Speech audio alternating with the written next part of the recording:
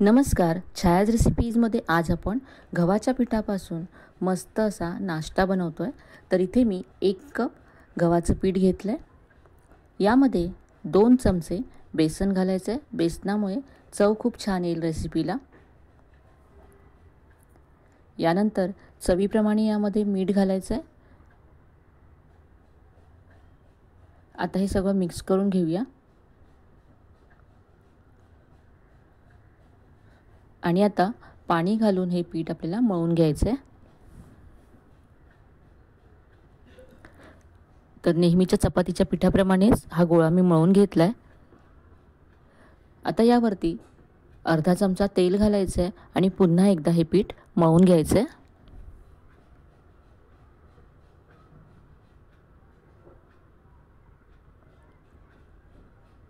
हे पीठ मी मळून घेतलं, हे बाजूला ठेवूया. तर याच्यावरती झाकण ठेवून हे पीठ बाजूला ठेवते मी. आणि आता आपण सारण तयार करूया. तर इथे मी गॅसवरती पॅन गरम करत ठेवला आहे. यामध्ये 2 चमचे तेल घालायचे.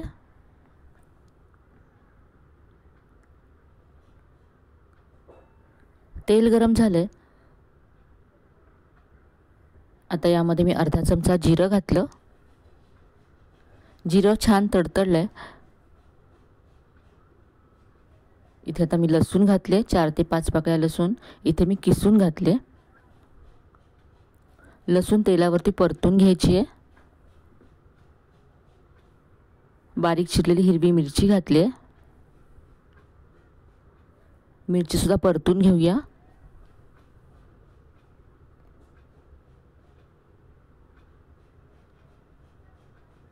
पाव चमचा हिंग घातलाय. यानंतर यामध्ये पाव कप बेसन घालायचे.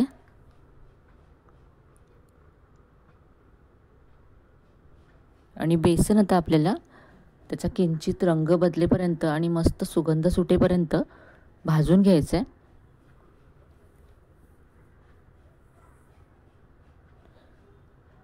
खूप मस्त अशी रेसिपी आहे नाश्त्यासाठी. आता यामध्ये बारीक चिरलेला कांदा घालायचा आहे. इथे आता भरपूर कांदा मी घालते. 2 मध्यम आकाराचे कांदे बारीक चिरून घेतलेत मी. बेसनाबरोबर कांदे सुद्धा परतून घ्यायचे.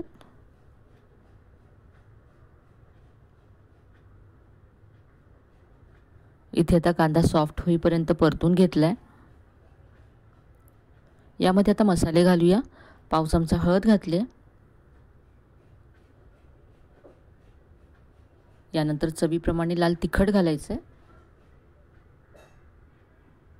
चवीप्रमाणे मीठ घातलं आणि हे सगळं मिक्स करून घेऊया. आपण हिरवी मिरची सुद्धा घातली होती, त्यामुळे लाल तिखट तुमच्या चवीप्रमाणे इथे कमी जास्त करा. अर्धा चमचा इथे मी धनेजिरे पूड घालते. आणि बारीक चिरलेली कोथिंबीर घालायची आहे. हे आपलं स्टफिंग तयार आहे. आपण पीठ जे झाकून ठेवलं होतं ते पुन्हा एकदा मळून घ्यायचं आहे. तर अगदी घरी असलेल्या साहित्यामध्ये ही रेसिपी तयार होते. या पिठावरती मी थोडंसं तेल घातलं आणि पुन्हा याला मळून घेतलं. आपण इथे स्टफिंगसाठी कांदे, बेसन आणि घरचेच मसाले वापरले. तर या पिठाचे मी असे 5 गोळे करून घेतलेत. आता यातला एक गोळा घ्यायचा आहे आणि आता हा सुक्या पिठामध्ये घोळून आपल्याला याची पोळी लाटायची आहे. लाटून घेऊया.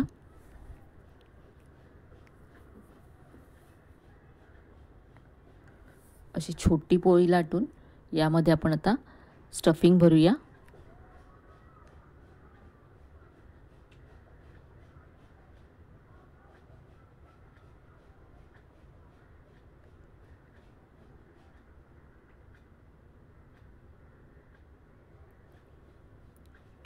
इथे आता मी 1.5 ते 2 चमचे सारण भरले.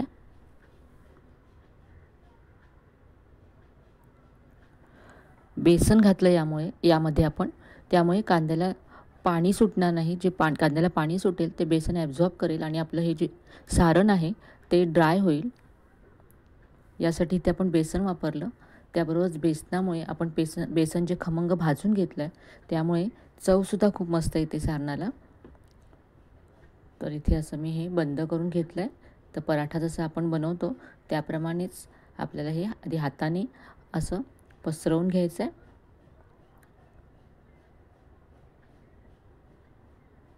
आणि आता सुकं पीठ लावून लाटून घेऊया. अगदी हलक्या हाताने आपल्याला हा पराठा लाटून घ्यायचा आहे.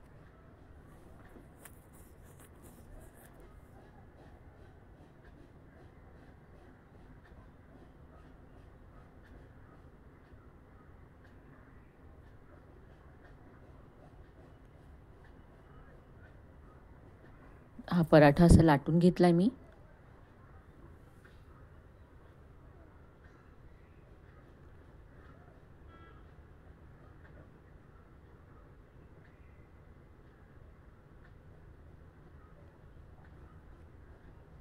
जे आपण पीठ मळलं त्यामध्ये आपण बेसन घातलं आहे, त्यामुळे पराठा अजिबात फाटत नाही. हे थोडंसं असं सारण दिसतंय, हे अगदी परफेक्ट आहे. आता हा पराठा आपण भाजून घेऊया. तर इथे मी गॅसवरती तवा गरम करत ठेवला आहे. यावरती पराठा घालायचा आहे. सुरुवातीला मी तेल तूप असं काहीच घातलेलं नाही आहे.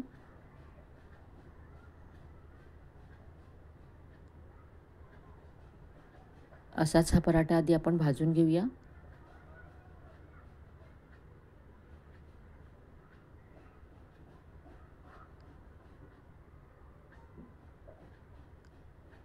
इथे तर मी थोडंसं तेल घातलं आहे.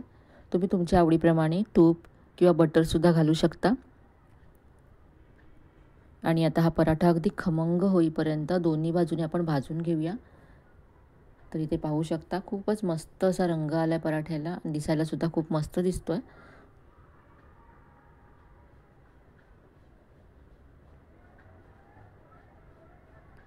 कमी साहित्यामध्ये त्याबरोबरच घरी असलेल्या साहित्यामध्ये तुम्हाला काहीतरी चटपटीत घाईच्या वेळेला झटपट काहीतरी असं बनवायचं असेल तर तुम्ही ही रेसिपी नक्की ट्राय करून पहा.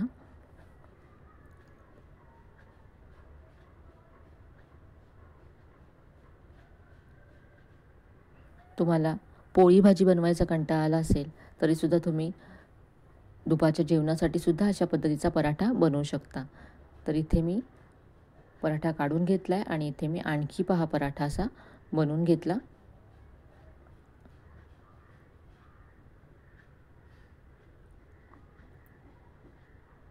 पराठे अजिबात हे फुटत नाहीत.